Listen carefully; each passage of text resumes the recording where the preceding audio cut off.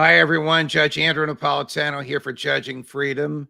Today is Tuesday, February 21st, 2023. It's about 3:30 in the afternoon here on the East Coast of the United States. Our guest today is Jack Posobeic. Jack has had a career in naval intelligence. He now has a fabulously, wildly successful podcast and is more or less a Republican activist, but on the conservative slash libertarian side. We met recently and enjoyed our on-air work together, and I'm happy to have him on the show today. Jack, it's a pleasure. Welcome to Judging Freedom. Judge, appreciate you having me on. Thank you so much. Thank you. Also on the East Coast of the United States Republic here. Good. So you and I think, have similar views on what's going on in Vietnam. I've been very critical of the president's slow leading of us into war. I think he wants to run for re-election as a wartime president, and I think the people around him are encouraging him to do so. I hear very little resistance to that in the United States. So you're in your 20s or 30s. How do young Republicans feel about Joe Biden's slow movement of us into war? And if you say they're opposed to it, where are they? Right. No, that's a great question. And of course, we just saw President Biden giving this, what seemed to me like a campaign speech in Warsaw, Poland, as if this was some kind of kickoff for his 2024 reelection, rather than a speech that was meted with any type of severity given the weight of the things that he's talking about. We're talking about coming to blows with a nuclear nation, the Russian state, which, by the way, last time I checked, has more nuclear warheads than we have. This isn't Iraq. This isn't Libya. This isn't Syria, all of the places which have been targeted for regime change by the United States in the past.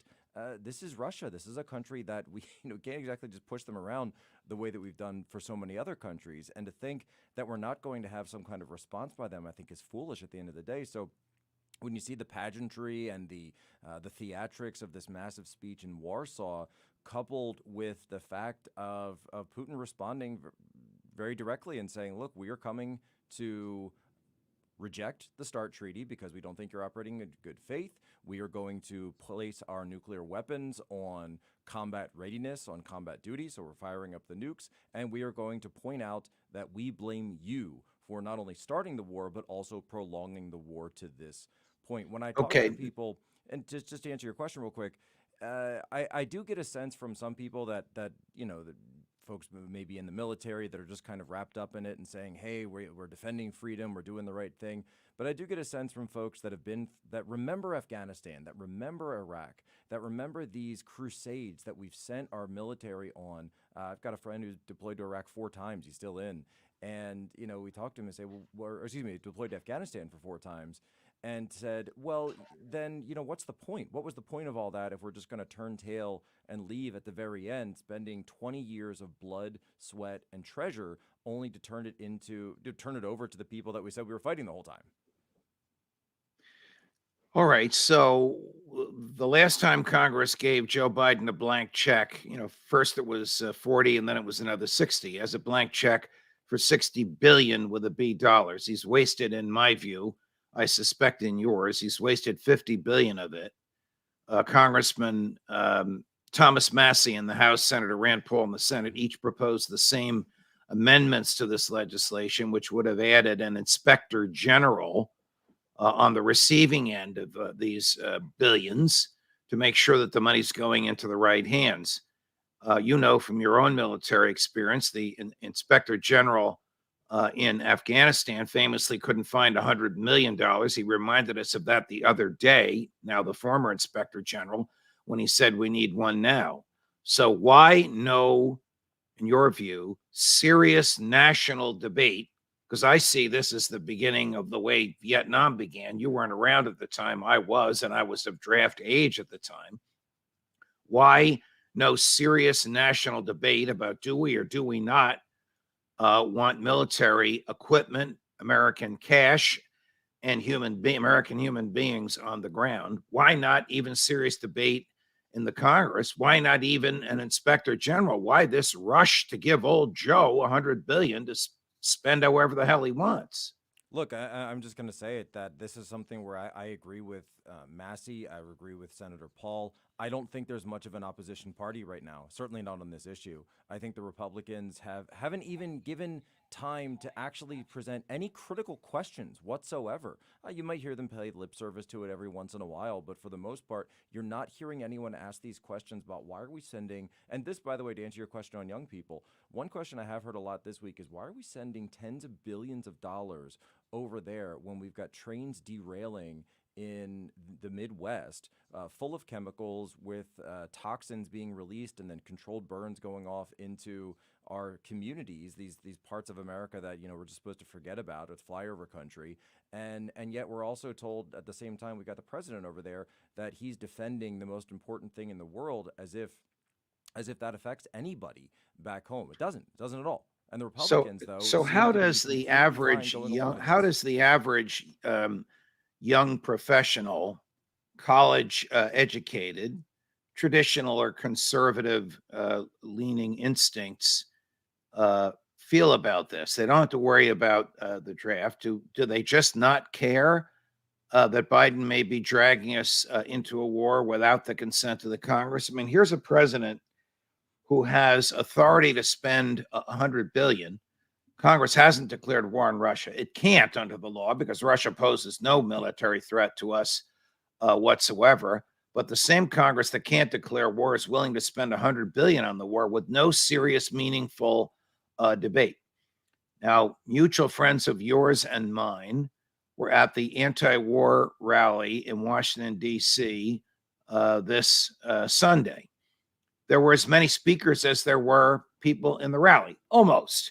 There were 25, 30 speakers. There were 50 or 60 to 100 organizers. There were 3,000 people in the audience.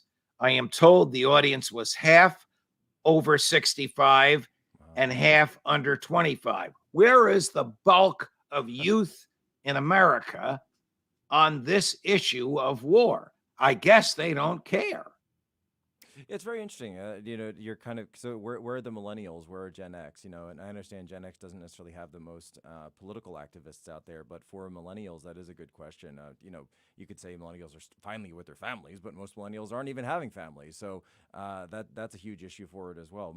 Where are millennials? They're probably watching the latest Marvel movie right now because honestly, I think so many people have certainly in the millennial generation. That's sort of your young 30s or no, young 40s, mid 30s, they've just checked out. They really checked out after Afghanistan and Iraq, and they're diving into pop culture. They're diving into Netflix. You don't see family formation. You don't see wealth formation. You don't see home ownership for the millennial generation as much. But versus you have people who, and I have friends like this who, because we all got into the job market right as the economy was falling out during the financial crisis, and so people said, all right, well let's go join. I mean, I even joined the military. No, I didn't join in a combat capacity, but joining the military seemed like a better idea than going back to college and getting into more debt. So at least you would have some job. Now, I pursued Intel. I had a China route, so I was different than some folks. But a lot of guys, they joined up and did a couple of pumps in Iraq, Afghanistan. Some of them came back. Some of them came back super messed up. Some of them didn't come back at all. And that's something that really affected the millennial generation. I think that a lot of people haven't pointed out yet. But what gets me, though, is I think there is a cognitive dissonance because people don't want to admit that it was all for naught. They don't want to admit that all of the fighting, all of the war, all of the battles, all of the planning, this plan, that plan, we're going to go after Helmand Province, we're going to go after, we're going to support Karzai. That at the end of the day, it was all the entire thing was a snafu. The entire thing was a snafu, and what they're doing now is trying. Ukraine will end up Chris? like Ukrainistan. Ukraine will end up like Ukrainistan in 20 years or maybe 10 years at the end of this because they won't end up any better than they are now. And look, I'll give credit because I saw Governor DeSantis yesterday came out and said that Russia does not pose an existential threat to the United States. And he said he didn't understand why we're giving them a blank check. And then I just saw a video from President Trump a couple of minutes ago before he even came on this, where he even came out and went so far as to admit that it was the Obama State Department that was behind, publicly stated this, that the Obama State Department was behind the Maidan uprising in 2013 that knocked off the duly elected government of Ukraine and Well, really that set we all of this know. into motion. We know that it was the Obama State Department. It was President Obama and Mrs. Clinton themselves using the CIA and various other assets. I don't think they used naval intelligence, but they certainly used other intelligence assets to foment that revolution because they wanted a pro-Western government there. Just switching gears a little bit to talk about veterans, of which you are one. One of my closest friends is a West Point graduate. I met him when he was a student there, and I was lecturing there. He's now a financial advisor for one of the large financial advisory companies in Texas. He tells me that just an unofficial poll of the vast majority of his fellow West Point graduates who are now out of the Army, that they are fiercely anti-war and fiercely, using his word, his adverb, fiercely opposed to the buildup of troops in Ukraine. Do you sense the same from your former naval intelligence colleagues? And if you do, is it a generational thing, or is it, look, I joined the military so that the military will avoid war? This is not what we joined for. I think there is a general sense of folks looking at the situation and understanding that if we get into a shooting war with Russia, or if we get walked down the primrose path into a shooting war with Russia through this sort of mission creep of, okay, we're going to send tanks, and now we need to maintain the tanks, so we have to send advisors. We're conducting precision targeting already from bases in Europe for the Ukrainians for some of these HIMARS systems and other systems, probably drone targeting as well, that there is an idea that eventually at some point Russia will say, look, you are an active participant in this, and we are going to strike out at those elements. And at which point we are now in a shooting war with Russia. People know there's only one way that ends, and that's nuclear war. That's World War III. And I think a lot of people hearing, and maybe it's what what Putin was trying to get at by raising the nuclear question today, bringing that up, was to cut across to some folks that are at least willing to listen to reason and say, look, we're no fan of the Kremlin, but we are fans of being able to continue to live our lives in happiness without these missiles raining down on our heads. Because again, this is not that type of country. We're coming up 3 days away from the 1 year anniversary. And I think you are going to see a renewed Russian offensive. You're going to see these conscripts that have come up. This partial mobilization is going to come online. You'll see the fighters coming in, the planes that have been amassed.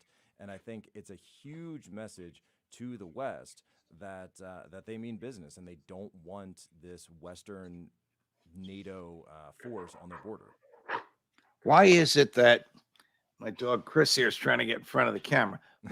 Why, why is it that veterans like you, like my West Point graduate friend who served his 6 years in the military and commanded troops in Afghanistan and Iraq, seem to be more anti-war than anybody else? Why is it when Ron Paul was running for the Republican nomination for president, he received more donations from ex-military than all the other Republican candidates combined? What is it, Chris, about having spent time in the military that makes you realize that much of what the commander-in-chief puts you through is frivolous and destructive? Skin in the game. It's understanding that it's not just some romantic notion of American troops fighting for freedom in the far east reaches of Eurasia against the Tsar and his imperial force. No, no, no, no. This is families, moms with sons that don't get to come home, fathers, mothers in some cases. If you look at the case of Joe Kent and his wife Shannon Kent, who was killed in Syria, blown up by a suicide bomber, had 2 little boys back home, and that there is a real cost, that this isn't some Hollywood movie. This isn't some, Piers Morgan was talking about it as, oh, it's a schoolyard bully and you just have to deal with bullies. Well, what about your kids, Piers?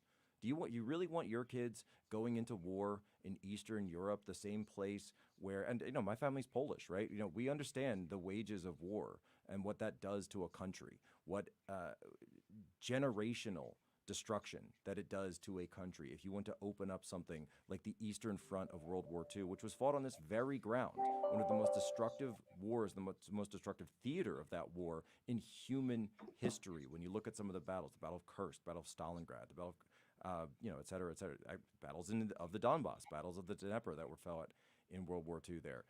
The idea of us reopening that same front again, I think to anybody who actually has skin in the game sounds insane. The president of Poland, of course, would like to see an invasion of Ukraine with American and Polish troops, and their goal is to liberate Crimea. Well, I think this is militarily impossible and therefore unlawful and immoral, because war has to have reasonable and attainable goals before you can justify it. And of course, he's had Joe Biden, Chris, stop. He's had Joe Biden's ear all morning today. I don't think it's going to succeed, but it worries me that 40,000 American troops, 10,000 of them from the 101st Airborne, are training with 90,000 Polish troops in your ancestors' homeland, just a couple miles from the Polish Ukraine border. And they're training under the management of Polish military, the commander-in-chief of which wants to invade the country. Now, that's not going to happen without the consent of Joe Biden and other NATO personnel, senior personnel. I don't think it'll happen at all. I think it would be crazy. But I'm fearful of that kind of talk and the reaction it'll provoke on the part of the Russians. Are you? Well, I agree with you that I don't think that that's necessarily something that's particularly likely just from a military analysis standpoint. But one thing, and I have said this before, that I could certainly see happening is potentially, as we've just talked about, this mission creep scenario where, let's say, okay, this Russian offensive kicks off within 3 days, the 1-year anniversary. They make gains similar to what was made in the opening stages of this war. And then suddenly, if it looks as though the eastern half of Ukraine is going to fall, would it be out of the realm of possibility to hear that a NATO stabilization force is now being set up to establish a green zone in western Ukraine, and that there's going to be a NATO-led force defensively that is going to enter perhaps the area around Lviv, perhaps the wider region around Lviv, in order to establish a corridor for refugees, for supplies, for weapons, et cetera. I don't think that would be out of the cards at all. Wow. All right, my dear friend, these are not good times in which we live, but I'm happy that young people like you are out there. I wish there were more criticism of the government in the mainstream media. It seems to be confined to podcasts and websites like yours and mine at LouRockwell.com and our libertarian friends, because Kevin McCarthy, who's now the Speaker of the House, has pretty much given old Joe a blank check on whatever he needs and whatever he wants. And McCarthy wouldn't be doing that without knowing that he had the support of nearly all Republicans and almost all Democrats behind him. It's a terrible state of affairs when the anti-war movement isn't even covered by the media and isn't even taken seriously for the reasons that you've just argued. Jack, it's always a pleasure. I hope you come back again. Thanks so much, Judge. Always appreciate it. Thank you. Judge Napolitano for Judging Freedom.